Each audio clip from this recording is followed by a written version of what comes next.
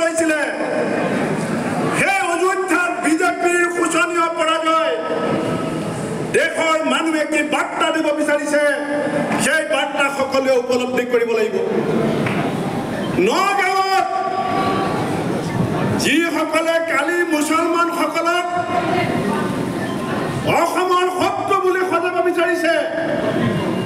নগাঁৱৰ প্ৰত্যেকখন সভাত মুখ্যমন্ত্ৰীয়ে গৈ পেলাই সুধিছিল যে ৰাইজ আপোনালোকৰ ঈদ কেনেকুৱাকৈ গ'ল ৰাইজ আপোনালোকে নামাজ পঢ়োঁতে কিবা দিগদাৰ হৈছে নেকি ৰাইজ মই বেৰিকেডটো ভাঙি দিছোঁ আপোনালোক আগবাঢ়ি আহক আমি একেলগে নাচিম ইলেকশ্যনৰ সময়ত ঈদৰ কথা সোধে ইলেকশ্যনৰ সময়ত ৰোজাৰ কথা সোধে ইলেকশ্যনৰ সময়ত একেলগে নাচিব বিচাৰে আৰু ভোট নোপোৱাৰ লগে লগে খঙত টিঙিৰি তোলা হৈ মুছলমানক আক্ৰমণ কৰা আৰম্ভ কৰে আমাৰ দেশৰ স্বাধীনতাত মহামানৱ মহাত্মা গান্ধীজীৰ যি অৱদান পণ্ডিত জৱাহৰলাল নেহৰুৰ যি অৱদান সুভাষ চন্দ্ৰ বসুৰ যি অৱদান মৌলানা আবুল কালামৰো সেই অৱদান সেই কথা আমি কংগ্ৰেছ দলে কেতিয়াও পাহৰিব নোৱাৰোঁ আমাৰ যি চৰিত্ৰ কংগ্ৰেছ দলৰ যি চৰিত্ৰ সেয়া অসমৰ দেশৰ আমাৰ যি মনীষীসকল মহাপুৰুষ শংকৰদেৱ মাধৱদেৱ জ্যোতি বিষ্ণু ফণী শৰ্মা তেওঁলোকে যিটো বাট দেখুৱাইছিলে সমন্বয় সম্প্ৰীতি ভাতৃত্ববোধ এয়াৰ মাজেদি আমি আগবাঢ়িব বিচাৰিছোঁ বন্ধুসকল আমাৰ চবৰে দিল্লী যাবলগীয়া আছে মোৰ আজি বহু কথা ক'বলৈ মন গৈছে কিন্তু মই এষাৰ কথা চবকে মনত পেলাই দিছোঁ মই প্ৰেছ মিট কৰোঁতেও কৈছিলোঁ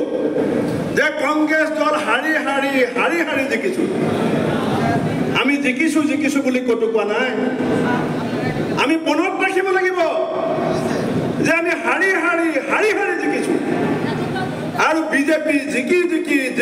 হাৰিছে মোৰ বিশ্বাস গৌৰৱ গগৈ ডাঙৰীয়াই